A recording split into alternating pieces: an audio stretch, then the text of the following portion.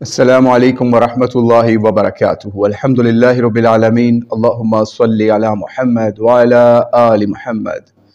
आज की इस नशिस्त में हम एक भाई की तरफ से हमारे पास सवाल आया कि आप आशूरे के रोज़े के हवाले से वीडियो रिकॉर्ड करवाएं और इसमें बताएं कि क्या ये रोज़ा रखना आज ज़रूरी है शिया और सुन्नी भाइयों के हवाले से। तो आइए इसका आगाज़ करते हैं। सबसे पहले तो हम अहले तशय्युअ की उन किताबों की तरफ रेफ़र करेंगे जिनको वो बहुत आला पाए की समझते हैं, यानी तहज़ीबुल अहकाम शेख तूसी रहिमहुल्लाह की किताब। उसका हवाला भी हम आपकी स्क्रीन पे इंशाल्लाह डिस्प्ले करवा देंगे। आप उसमें भी देख सकते हैं कि हज़रत अली से रवायत भी मिल जाती है और दीगर लोगों से भी रवायात मिल जाती हैं, जिसको शेख तूसी ने एक जगह पर जमा किया है, जिससे मालूम होता है कि अहले तशय्युअ जो पुराने होते थे, यानी शेख तूसी के दौर के या उनसे पहले दौर के, वो भी इस चीज़ के कायल थे कि इस रोज़े को, यौम आशूरा के रोज़े को वो सुन्नत नबवी समझते थे। इन रवायतों में भी आप मुलाहिज़ा कर सकते हैं इंशाल्लाह कि किस तरीके से पुराने शिया या मौला अली अलैहिस्सलाम इस रोज़े को, आशूरा के 9वीं 10वीं के रोज़े को सुन्नत नबवी समझते थे। और कुछ रवायात के मुताबिक इसकी वजह से, इस आशूरे के रोज़े की वजह से 1 साल के गुनाह माफ़ करने का भी उनका अक़ीदा था। लेकिन बहरहाल ये जो हम आपके स्क्रीन पर रेफरेंसेस डिस्प्ले करवाएंगे, इसमें आप मुलाहिज़ा कर सकते हैं सिर्फ़ और सिर्फ तहज़ीबुल अहकाम का ही नहीं, बल्कि हम उसके अलावा मुस्तनद फ़ी शराउल वुफ़क़ा का भी हवाला लगा देंगे। फिर उसके अलावा मलाज़िल अख़यार का भी हवाला आप देख सकते हैं अपनी स्क्रीनों के ऊपर कि किस तरीके से इनके मुहद्दिसीन भी इस रोज़े को मसनून समझते थे और इससे मुसलमानों को फ़ायदा देने वाला समझते थे। लेकिन बहरहाल आज अहले तशय्युअ की तरफ से एतराज़ अहले सुन्नत के ऊपर उठाया जाता है कि ये रोज़ा गलत रख रहे हैं। तो भाई, पहले अगर आपको देखना है तो अपनी किताबों को देखिए, कुतुब अरबा को देखिए, उसके अंदर ऐसी रवायात मौजूद हैं जो कि इसको सुन्नत करार दे रही हैं और मौला अली से रवायत करके भी दिखा रही हैं। अब आपकी मर्ज़ी है, आप इन रवायतों से जान छुड़ाएं या फिर उन रवायतों की तरफ भागें जिसमें ये बयान आएगा कि जनाब ये तो तक़िया था सारा। लेकिन बहरहाल हमने आपको दिखा दिया कि शिया किताबें भी इस चीज़ पर गवाह हैं कि यौम आशूरा का रोज़ा या 9वीं 10वीं का रोज़ा सुन्नत नबवी है, या उसको मौला अली से भी रवायत करके दिखा दिया। अब हम अहले सुन्नत की तरफ चलते हैं। अब इसके ऊपर भी एक इख्तलाफ आ जाता है कि अहले तशय्युअ का एतराज़ है कि ये रोज़ा मुसलमानों ने या नबी अलैहिस्सलाम ने यहूद की मुखालफत में रखने के लिए कहा था या उनकी देखी किया था ये काम। तो भाई, आप अपनी किताबों का ही हाल देख लें कि वहाँ पर दोनों तरह की रवायतें मौजूद हैं। एक जो है वो इसके हक़ में है, जो एक इसके ख़िलाफ़ में है। लेकिन बहरहाल उसका तो कुछ जायज़ा हम पहले दिखा चुके। अब हम अहले सुन्नत कुतुब की तरफ चलते हैं, यानी सही बुखारी 3831 रवायात। इन रवायतों को जब आप देखते हैं तो आपको पता चलता है कि नबी अलैहिस्सलाम के दौर में और उस दौर से पहले भी अहले कुरैश ज़माने जाहिलियत के अंदर भी इस रोज़े को रखा करते थे। उसके लिए हम सबूत के तौर पे आपके सामने स्क्रीन पे इंशाल्लाह रवायात भी लगा देंगे। वो आप देख सकते हैं कि यौम आशूरा का रोज़ा ज़माना जाहिलियत के अंदर भी कुरैश की तरफ से रखा जाता था और नबी अलैहिस्सलाम ने इसको बाकी भी रखा और आप भी इसका रोज़ा रखा करते थे। ये तो हो गया यौम जाहिलियत के दिनों की बात। जब आप अलैहिस्सलाम मदीने में आते हैं तो मदीने में देखते हैं कि वहाँ पर जब आप भी रोज़ा रखते हैं, सहाबा भी रोज़ा रखते हैं, बल्कि आप हुक्म भी देते थे इस रोज़े का।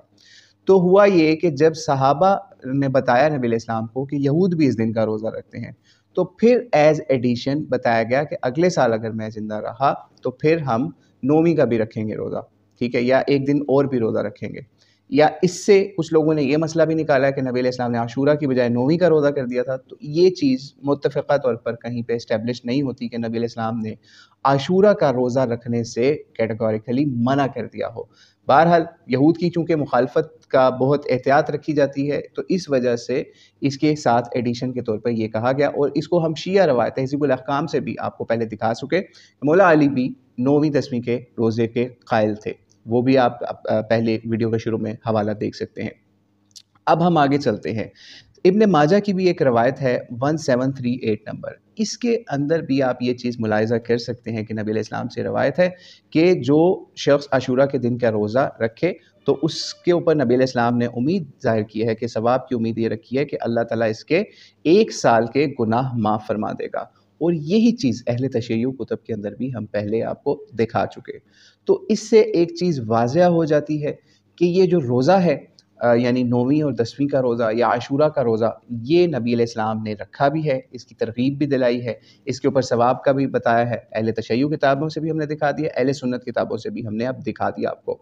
اب اس کے اندر اب ہم آخر میں، یہ اینڈ ہے اس ویڈیو کا انشاءاللہ، اب ہم یہ دیکھیں کہ کیا یہ روزہ فرض ہے؟ تو یہ روزہ بالکل فرض نہیں ہے، کیونکہ جب ہم جو ہم پہلے روایت لگا چکے 3831، اس کے اندر بھی آپ ملاحظہ کر سکتے ہیں دوبارہ ان روایتوں کے آخر میں یہ بات ہے کہ جس وقت رمضان کے روزے فرض ہوئے تو اس وقت نبی علیہ السلام نے اس چیز کا حکم دیا کہ اب عاشورہ کا جو روزہ ہے کوئی رکھنا چاہے تو رکھ لے، نہ رکھنا چاہے تو نہ رکھے۔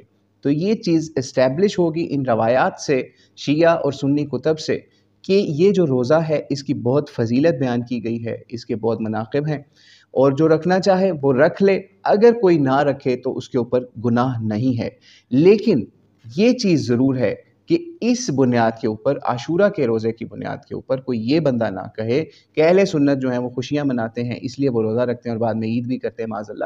تو ایسا کوئی مسئلہ نہیں۔ اہل سنت، اہل تشیع اس بات پر، یا ان کی کتابیں، ان کے اخبار اس چیز پر متفق ہیں کہ روزہ رکھنا سنت نبوی صلی اللہ علیہ وآلہ وسلم ہے، یعنی وہ روایات جو ہم نے آپ کو دکھا دی۔ اب کوئی دوسری روایات کی طرف جائے تو وہ اس کی اپنی مرضی ہے، لیکن بہرحال ایک چیز واضح ہے، طے ہے کہ مولا حسین کے اوپر بہت مظالم ڈھائے گئے، اہل بیت کے اوپر اور آپ کے اصحاب کے اوپر بھی بہت مظالم ڈھائے گئے یوم عاشورہ کے دن اور اس سے پہلے دنوں کے اندر بھی۔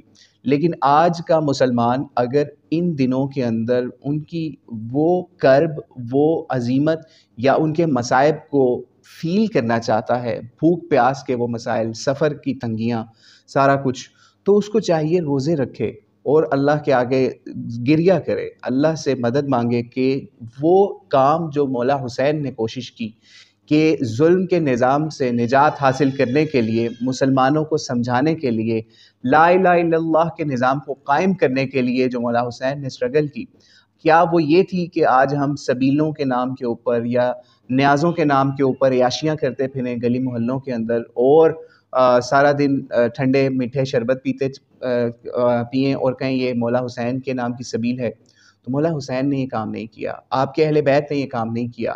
تو اس لیے اگر آپ روزہ رکھیں گے تو آپ ان کے مصائب کو فیل بھی کر سکتے ہیں اور آپ دوسری طرف نبی علیہ الصلوۃ والسلام کی سنت مطہرہ کو زندہ بھی کر سکتے ہیں، جس کو ہم نے سنی اور شیعہ دونوں کتب سے دکھا دیا۔ اب آپ کی مرضی ہے، آپ نیاز کے نام پر انجوائے کرتے ہیں، سبیلیں انجوائے کرتے ہیں، یا پھر آپ نبی علیہ الصلوۃ والسلام کی سنت میں روزہ رکھتے ہیں، یا امام حسین کے مصائب کو فیل کرنے کے لیے روزہ رکھتے ہیں۔ یہ اب آپ کے اوپر ہے۔ اللہ کریم ہمارے روزے نواز قبول فرمائے۔ واللہ اعلم بالصواب۔ السلام علیکم ورحمۃ اللہ وبرکاتہ۔